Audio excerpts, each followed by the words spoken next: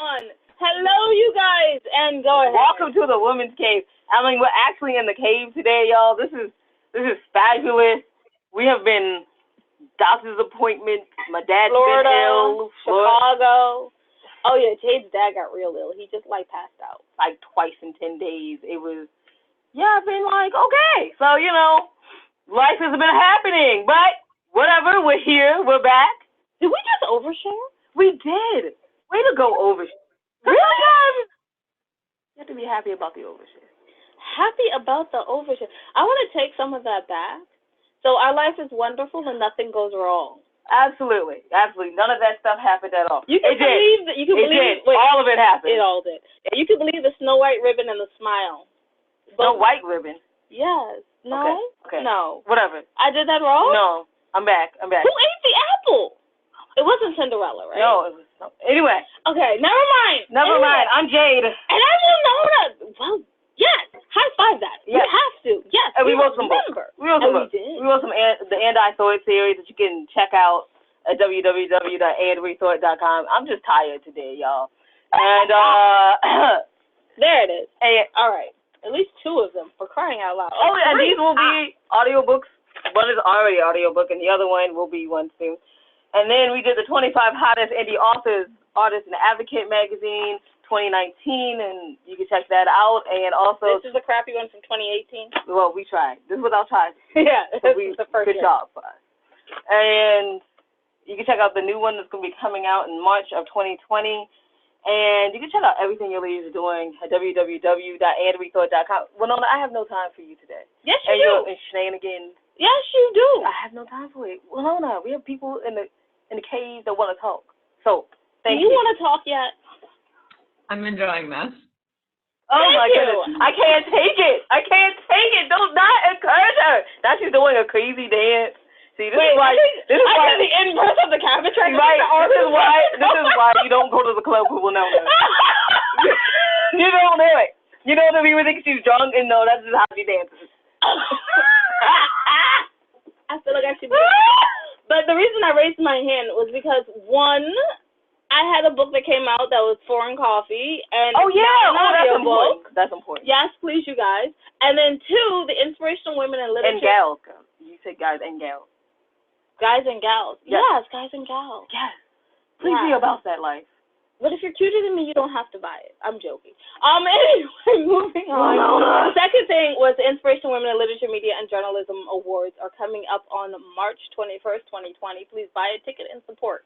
We'll talk about what you can support later. Anyway, wonderful guests. You're not here to hear about us. You're here to hear about our wonderful guests who actually enjoyed listening to us. That's weird. Don't do that. Don't enjoy it. Don't enjoy it. That's crazy. Would you like to introduce yourself? Sure. So my name is Savannah Brooks.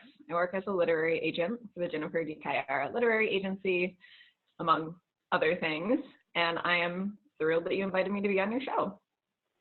We are overjoyed to have you. And so my shirt apparently is so overjoyed it ran away. It's back. I shouldn't do this on. Yeah, I know. I'm not supposed to be done on camera. Thanks. Anyway. Whatever.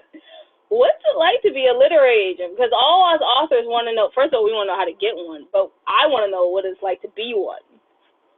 It's busy, mostly, but it's very exciting. I mean, I think most literary agents grew up the same way I did, just like reading books constantly. I feel like this is one of 3 bookshelves I own, so you can see how much reading I do.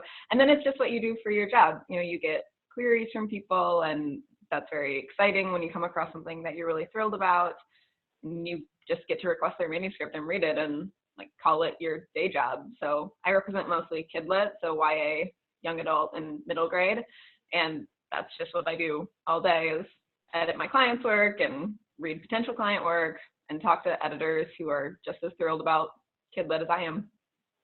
Wow, so cool. That is ultimately a cool job. Like Jade is probably now plotting on how to get your job.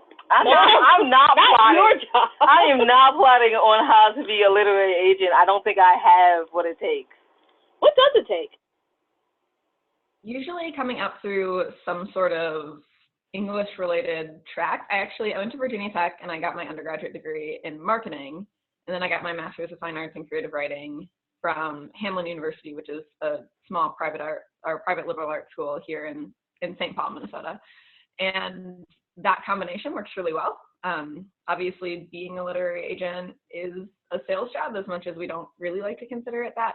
And then it's also an artistic job. I had different internships with publishing houses that were on the editorial track. I really wanted to be an editor, but I also really wanted to stay in Minneapolis and not move to New York. So this was like a perfect way for me to go because I can work remotely out of New York, but stay here.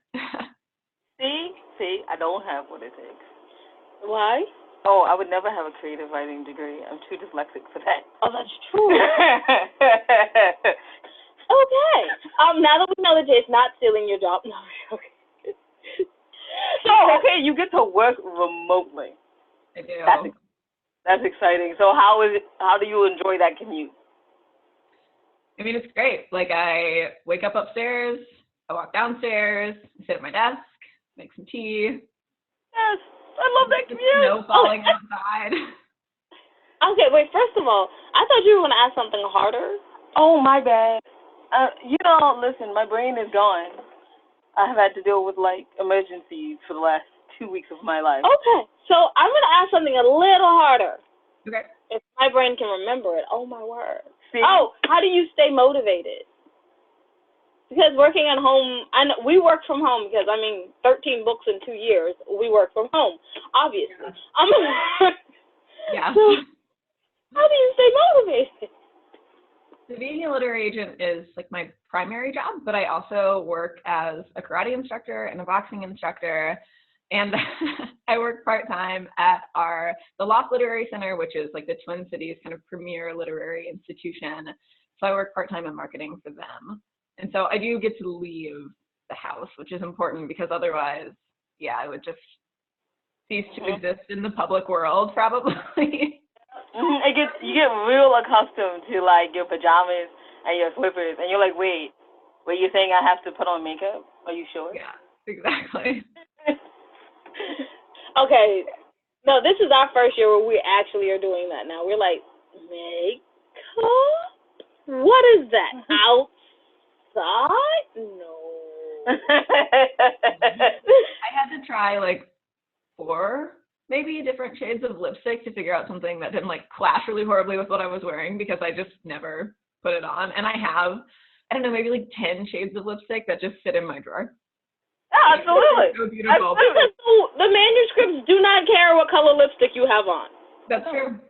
That's true. It's kind of a hazard because, if you start gesturing to someone while you're talking, you'll get lipstick all over the pages. No, you can't do that. Okay. I'm sorry. Let's get back off of the family. We're gonna be because this is not what people probably want to hear. They're like, bring in the professionalism. What are they doing? Bring in the professionalism. I'm having fun. Leave me alone. Okay, so we have to ask the question that every author wants to know, and I begrudgingly ask, what do you look for in a query letter that makes you want to accept a novel? She did that with such enthusiasm. You can tell. Woo! I feel like it's hard because it's very subjective toward what different agents are looking for. The first thing that I look for in any book is a really strong voice, which is important all across the board, but is especially important in YA middle grade. Those books are very, very character driven. And if a voice can be captured in a query letter, that's immediately very appealing to me.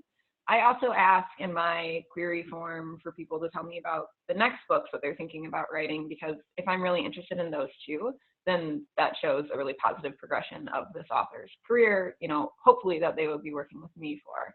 And just a general enthusiasm toward what they do, but not an over enthusiasm. You get people who come across as pretty crazy because I don't know if it's that they're trying to really stand out or make a big impression, but people who are just normal but also excited it's a good combination. Okay, hold on. Can I try that right now? I want to be normal and excited. Let me just give it a shot. You can let me know. Oh my goodness, don't do it. So, I actually had a good question. Oh, nope. Jade's going to go. I had a great question. Thank you. Yay, Winona, thank you for passing it to me.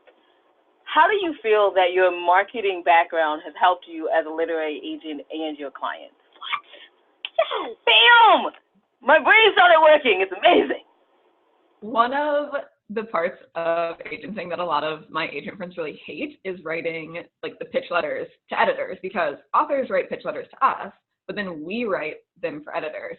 And that's actually one of my favorite parts of the job. Like, I know that I want a book when I'm reading the manuscript and I'm making up that pitch letter as I'm going. I come from content marketing background, so a lot of writing. And that's just very, very exciting to me, thinking of how I can use words to make something as exciting for other people as it is for me. So when are you writing a book? And am I writing books? My old thesis advisors would love for me to say right now, but not really so much.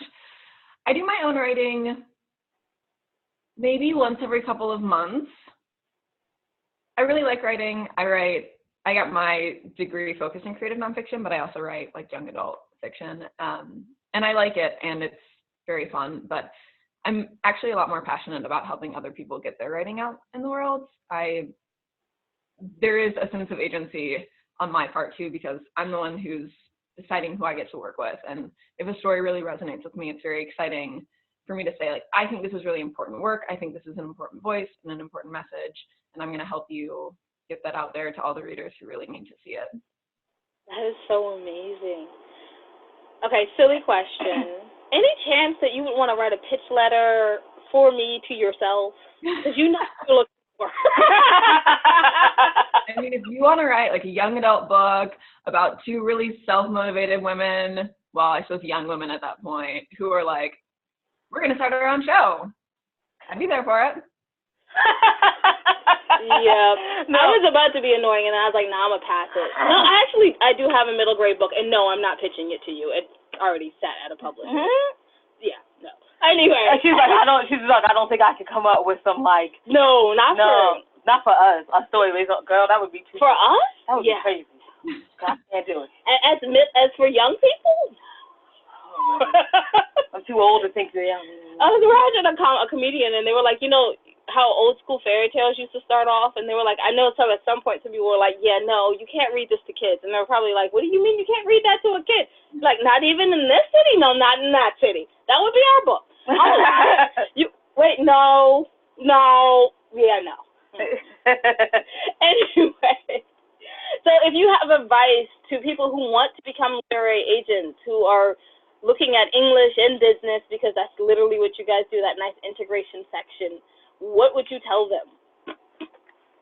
I would say that the best way that you're going to break into the industry is through doing internships. And it's hard advice for me to give because a lot of internships are unpaid, and it's an unequal barrier to entry, which is really a problem. There's a lot of really amazing people trying to do like grassroots efforts to make internships paid and make publishing less difficult to get into. But it really is kind of the only way to do it. And sometimes agencies put out calls for internships, but sometimes it's just as simple as reaching out to the head of an agency and saying, you know, hey, I'm in an undergraduate degree or a master's degree. I'm really interested in this industry. Is there anyone in your agency who would be willing to take on an intern? And a lot of times what you're going to be doing, especially if you're working remotely, is essentially like book reports. You're going to be reading manuscripts and you're going to be writing reader reports on it. And for me, that was really fun. I was an intern for 1.5 years, and I just got to read manuscripts and write like 3-page reports on them and call that like business. That is awesome. Yeah, that sounds like the best job. That's what I said. Like, really good. I don't know about the writing part so much, but you know, I would love to read them all. Yeah, just tell me what happened and I'll write them for you. Oh, high five on that. Yes, absolutely. Okay, I'm sorry. Now that we figured out how we want to become literary agents, it's not gonna happen. So would you want to say any last words right now? Words of wisdom. You would like and no, you're the first person that's ever done that. If you look at any of our other shows, no, we're the first person who's like, give us some words of wisdom. We feel you're wise.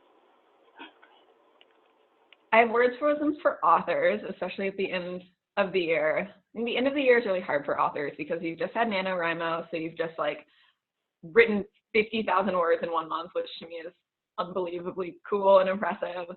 And a lot of authors are coming into December having sent out queries all year and not gotten a response back. Like maybe you've gotten a couple requests for fulls, but you haven't signed anyone, or maybe you've just had all of your queries turned down.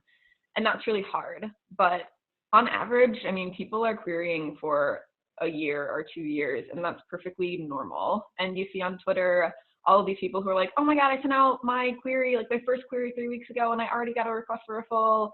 And that's really great. And it's very supportive to be excited for those people as much as it can hurt. But those people are anomalies. Like you see them on Twitter because they're the ones talking about it, and you don't see the hundreds of authors who aren't talking about how bummed they are. So just keep going. I mean, agenting is so subjective. The reasons why agents don't pick up books almost never has anything to do with the quality of writing. So believe in your work and push hard to get it out there. Thank you so much. I really love those. I'm so glad we asked you for these words of wisdom. So, how can people learn more about you and your agency? Are you accepting queries? Because then you might want to throw out your email, where they can find out more information about your company as well. Yes, I am accepting queries. So like I said, I work for the Jennifer D. Tayara Literary Agency, and our website is just jdlit.com. And on there, you can find each individual agent's page. And I actually accept queries through Query Manager. I don't accept them through my email, but that has all of my information on there. You can also just Google like Savannah Brooks Literary Agent, and that'll come up for you. That is fantastic. Thank you. You just look so much like a Savannah, by the way. You do. You do. You really look like. My mom would love to hear that. She grew up in Savannah, Georgia, so. You look like it. Yeah, I mean, look like a Savannah. You portray it very well. Classy, graceful, a little bit of modern edge. Oh, it. Okay, so she wrapped up her thing. Jade, I'm just so happy to have you back. Wrap this up for us. I'm happy to be back, let's be honest. So you can find out everything you ladies are doing at www.andwethought.com. Go to that website, go to the ladies page, go to the middle, and see the charities that we proudly support. And March 21st of 2020, we will be having Inspirational Women Literature, Media, and Journalism Awards. That the proceeds of that will be going to those 3 charities to support them also. If you have time, please check it out. If you can't come, still check out the charities. You don't have to give money. Time is just as important. And remember that wisdom is all around you if you're open to finding it. Of course, a frog hopped down my throat now.